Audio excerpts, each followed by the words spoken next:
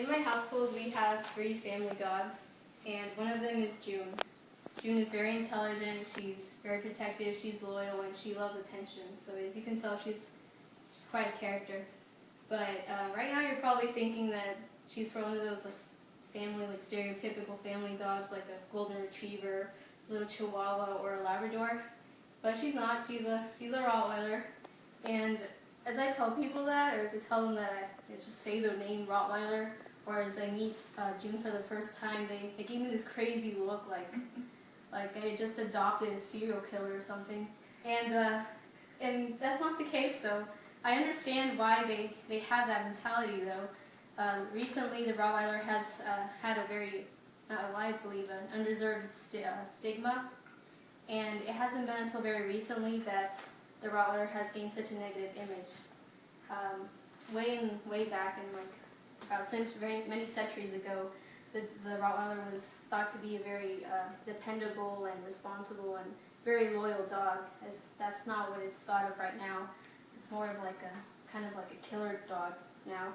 And I've done some research on their history and their background, just to try to prove that these dogs aren't, like the demon-like dogs that they're perceived to be, and a lot like other dogs. The Rottweiler is misunderstood and is, which I believe with a little bit of information on their background and history, you could maybe change your way of thinking of these powerful dogs. Let's start with their ancestors. The ancestors are kind of ambiguous. It's not very certain as to who they are, but the American Kennel Club believes that the drover dogs, which were indigenous to the ancient Roman drover dogs, are their descendants. These drover dogs have been described as being Mastiff type, a dependable, rugged, willing worker, possessed of great intelligence and a strong guarding instinct, which does in fact characterize the Rottweiler as it is today. The Romans had 3 types of dogs, and the one that really makes sense for the Rottweiler is a short-haired herd dog. It is also the one that resembles the Rottweiler as it is now the most, so that's probably one of its descendants, the evolution of the Rottweiler was, however, brought on by the Romans as they sought to conquer Europe. They were trying to conquer all of Europe, but the most important place they went to was the city named Aure-Flavia, which is now in southern Germany. This was in AD 74. They used the dogs for, because they were agriculture and cattle trading communities, they used the dogs for guarding. They used them to herd the animals that they brought along with them, which they were eventually going to use to kill and eat for food.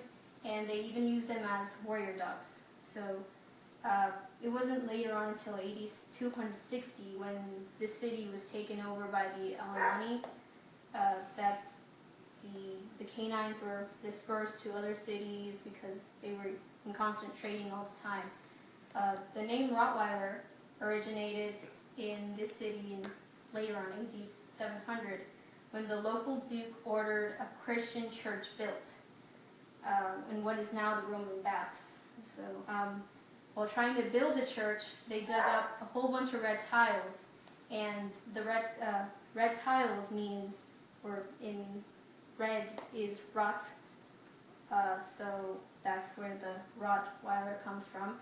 And then the towns themselves were called villes, so Rottwil, and that's how you pronounce it, Rottwil.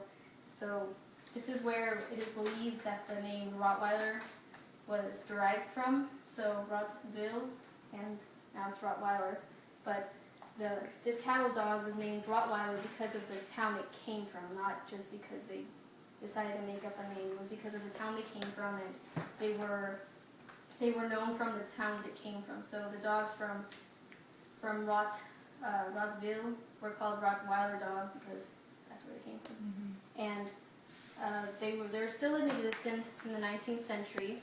The Rottweiler Metzgerhund, which was called Metzgerhund, means butcher dog, is the butchers were the ones who used the dogs to carry the dog carts and take the meat places and stuff like that.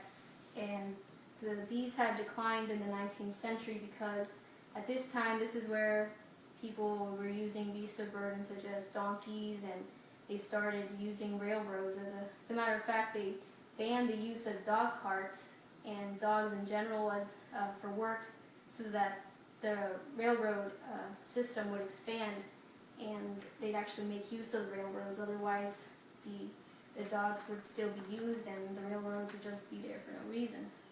But of course, the Rottweiler population increased later on, and in 1899, the animal painter Kull established the International Club for Limburger and Rottweiler dogs in an attempt to unite the encouragement of interest in both breeds. So what this guy was trying to do, he was just trying to popularize the Rottweiler. It had these two breeds, the Limburger and the Rottweiler, had been in decline, and so what he wanted was to create a club and register them as official breeds so that they could breed these dogs. But of course it was kind of short-lived. They kind of stopped the club, and it wasn't until 1907 again that the German Rottweiler Club and the Southern German Rottweiler Club merged, and they made the International Rottweiler Club, which is where it started to be kept in the records, and more Rottweilers became more popular in Europe. The dogs did enjoy popularity after they were registered in the International Rottweiler Club in 1924 because they were, quote, devoted and courageous, and they had unparalleled self-confidence. The Rottweiler, because of this, they started to be used as police dogs in Germany and Europe, all throughout Europe, and that's probably where it started to begin to be like the negative image we have today. But moving on to history as how the Rottweiler came to the United States, it appeared in 1920s. It was imported, and in 1931 the first Rottweiler was placed in the American Kennel Club's stud book. So that's where they started registering dogs and actually having them as an official breed and having them as in competitions and stuff. So the Rottweiler finally started gaining popularity near 1992 when the American Kennel Club registered over 70,000 Rottweilers, making the Rottweiler the second most popular breed in the United States.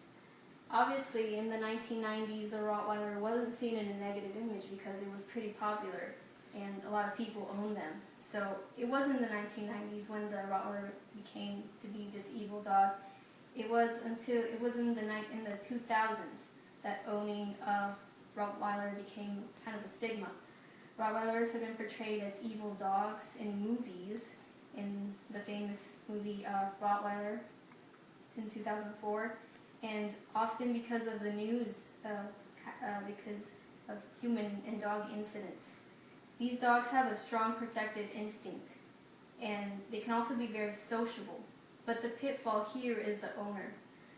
Owners are usually inexperienced and irresponsible.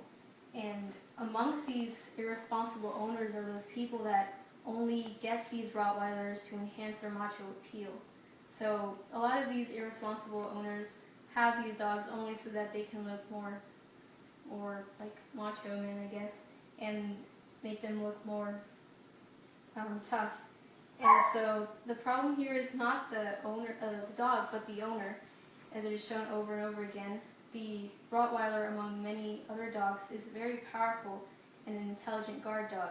So it must be trained first. You can't have an owner that has never had a dog before to have a Rottweiler as their first pet because they aren't experienced with dogs yet and they don't know how to take care of dogs Rottweilers are known to test their authority over their owners every once in a while, and the owners have to be able to, well, I guess, show their authority over dogs. Mm-hmm. Any questions?